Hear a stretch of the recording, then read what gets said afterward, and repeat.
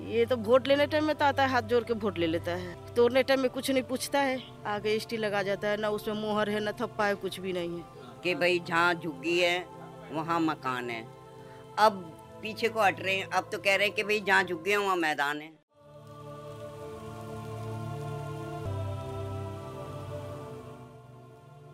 दोस्तों नमस्कार, विकल्पवाणी सच्चाई की खोज में आपका स्वागत है। इस समय विकल्पवाणी की टीम राजेंद्र नगर विधानसभा के नारायणा बिहार के राजीव गांधी कैंप में खड़ी है। जिस तरीके से आपको पता है, दिल्ली एनसीआर में लगातार बुलडोजर कार्रवाई सरकार कर रही है। कभी वो नोटिस डीडीए के तहत भेज रही है, कभी रेलवे के तहत, कभी एमसीडी। इसी प्रक्रिया में यहाँ भी नोटिस लगाया गया है और लोगों के घरों को तोड़ने का आदेश दिया गया है और फिर से वही दोहराया गया है कि 15 दिनों में अपने घरों को खाली कर दीजिए, अन्यथा इस जगह पर बुलडोज़र कार्रवाई जब होगी तो किसी भी तरह की हानि होने पर आप खुद जिम्मेदार होंगे। लेकिन यहाँ के लोग क्या कहना चाहते हैं, यही जानने, यही समझने विकल्पवाणी टीम यहाँ पहुँची है। विकल्पवाणी सच्चाई की खोज। ये जो आपकी झुग्गियाँ हैं, ये क्या रेलवे ट्रैक पे है या नाले पे बसी हुई है? रेलवे ट्रैक पे ही आता है। ये भी रेलवे ट्रैक पे आता है, सरकारी ज़मीन है, तो सरकार जो चाहेगी वही होगा। सरकार को ये करना चाहिए, पहले तो इनको मकान देना चाहिए, फिर तोड़ दें।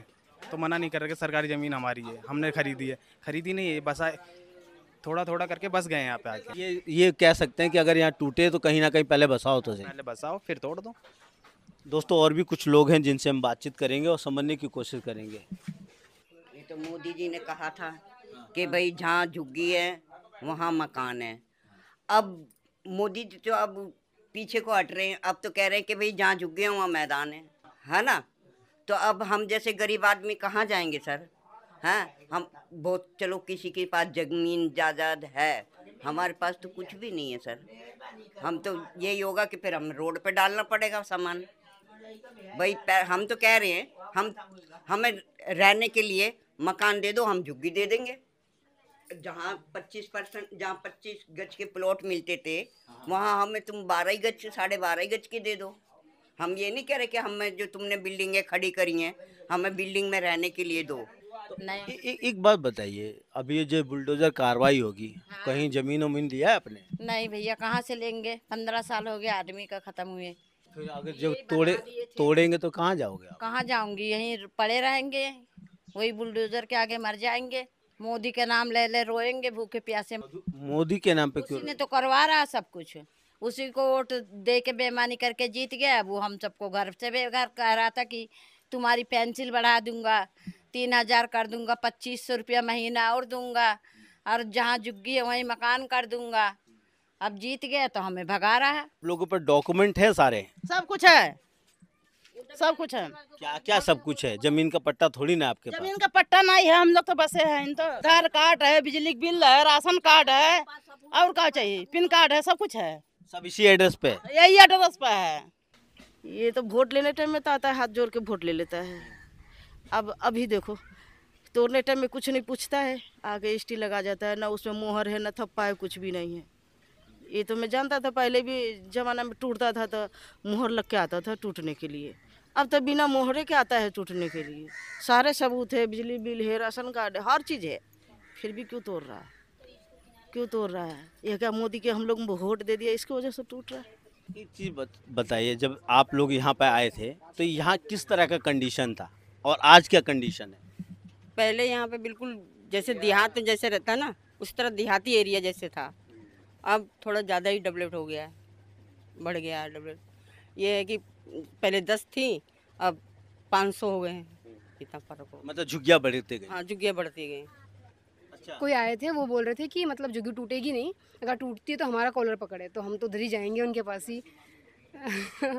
ये बड़ा कमाल की बात है। मतलब कोई तो कहा कि ऐसे तो गारंटी तो बहुत लोग मिलते हैं। हाँ देखो, अब जो देगा हमें, देखो इस करने वाला कोई नहीं होता है, गारंटी तो सभी लेते हैं। इलेक्शन के टाइम ये कहेंगे ये कर दूंगा, वो कर दूंगा, फला कर दूंगा, देखा, लेकिन इलेक्शन जीतने के बाद वो यहाँ पे कभी आते ही नहीं, शक्ल ही नहीं दिखाते। ये है इतना टाइम से ये चल रहा है, कोई भी नहीं आया अभी देखने, एक बार देखने भी नहीं आया कोई कि क्या हो रहा है क्या नहीं हो रहा। और जब वोट जहाँ डालना होता है, हमें वोट देना, हमें वोट देना, घर घर आके जब हमें दिक्कत हो रही है, इस टाइम हमें कुछ आपसे बात करनी है तो हमारे यहाँ पे आ गए, हमारे सुनो तो थोड़ा टाइम दो हमें। एकदम से तुम नोटिस लगा दिए, वहाँ पे कुछ लिखा नहीं है, स्टैंप नहीं है, एप्लीकेशन निकाला लगा दिया, तो हम ऐसे कैसे मान लेंगे झुग्गियाँ तोड़ रहे हैं? तो हम भैया क्या की मानें? बात को सुनकर मेरे को एक चीज़ याद आ गया। पहले अगर आपके कॉलोनी में कोई मौखिक भी अधिकारी बोल के जाता है कि आपके बुलडोज़र कार्रवाई होगी, तो उसको असली मान नहीं लीजिए, क्योंकि आपने जितने भी हमारी वीडियो देखे हैं वहाँ यही नज़र आता है कि नोटिस में कोई स्टंप नहीं होता, कोई अधिकारी का फ़ोन नंबर नहीं होता, कोई कुछ भी नहीं होता, सिर्फ एक नोटिस होता है कि 15 दिनों में घर खाली कर दीजिए, और लोग आमतौर से उसको अफवाह मान लेते हैं। लेकिन हमने वजीरपुर में देखा, हमने भूमिहीन कैंप में देखा। भूमिहीन कैंप में तो हमने ये देखा रात के सुबह के 3 बजे बुलडोज़र कार्रवाइयाँ हुई हैं। तो इस चीज़ को सोचिए, इस चीज़ को गलत मत मानिए। नहीं, गलत नहीं है, ठीक है, हम ये कह रहे हैं, लेकिन जब हमारी बात है तो एक बार हमें सुनिए आके। वोट के लिए आप आते हैं हमारे यहाँ पे, एक बार आइए, हमारी सुनिए, थोड़ा टाइम दो हमें भी। सब हम यहीं पे रहें शुरू से, हम कहाँ जाएंगे सामान लेके, हमारा कुछ है ही नहीं। तो एक बार आके हमारी सुनिए, बात करिए, हमसे टाइम दो थोड़ा, हर चीज़ बैठ के बात करने से होता है। दोस्तों, 2-3 चीज़ें समझनी है। राजीव गांधी कैंप हो या भूमिहीन कैंप हो या वजीरपुर कैंप हो या दिल्ली एनसीआर में चलने वाले तमाम बुलडोज़रों में जो लोग हैं, जिनके घर जिनके आशियाने तोड़े जा रहे हैं, वो सब एक ही बात कह रहे हैं कि हम कहाँ जाएंगे। और दूसरी बात वो बार बार दोहरा रहे, जब हम बस रहे थे तब सरकार ने क्यों नहीं रोका। रोकना चाहिए। तीसरी बात, जो सरकार बार बार कह रही है अवैध हैं, इस पर बड़ा सवाल मैं हर बार उठाता हूँ। अगर ये अवैध हैं तो इनके मतदान अवैध हैं, अगर इनके मतदान अवैध हैं तो सरकार अवैध है। सरकार को चुनता कौन है? सरकार को ये चुनते हैं, यही लोग चुनते हैं। और बार बार हमारे वीडियो में एक कमेंट आ रहा है, ये लोग कहीं भी बस जाते हैं, जैसे इनका इच्छा है कहीं भी बसने का। तो मैं सवाल करता हूँ कि अगर इनकी इच्छा होती तो ये रेलवे ट्रैक पे क्यों बसते? अच्छा होता कि इंडिया गेट के सामने बसते, संसद के सामने बसते, जहाँ अच्छी जगह है, जहाँ तमाम सुविधाएं मिलेंगी, सुरक्षा मिलेगा लड़कियों के लिए, महिलाओं के लिए। लेकिन वहाँ बसाया नहीं जाता। कोई भी झुग्गी अपने आप बसती नहीं है, बसाई जाती है। उसके 3 रीज़न हैं जो मैं हर वीडियो में बताने की कोशिश करता हूँ।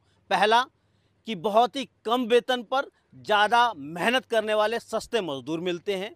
दूसरा, वोट बैंक सुनिश्चित होता है, कभी इस नेता को देना, कभी उस नेता को देना, और मतदान लेते रहो। और तीसरा, जो ज़मीनें बंजर थी, जहां लाशें जलाई जाती थी या बिल्कुल ख़राब ज़मीनें थी, उन ज़मीनों को अच्छा बनाने में इनका श्रम लगा। जब ये ज़मीनें महंगी हो गई, तब वहीं झुग्गी वहीं मकान का स्लोगन दिया गया। क्यों? क्योंकि जब झुग्गियाँ टूटेंगी, ज़मीनें खाली होंगे, तो बड़े अमीरों के लिए पक्के मकान बनेंगे।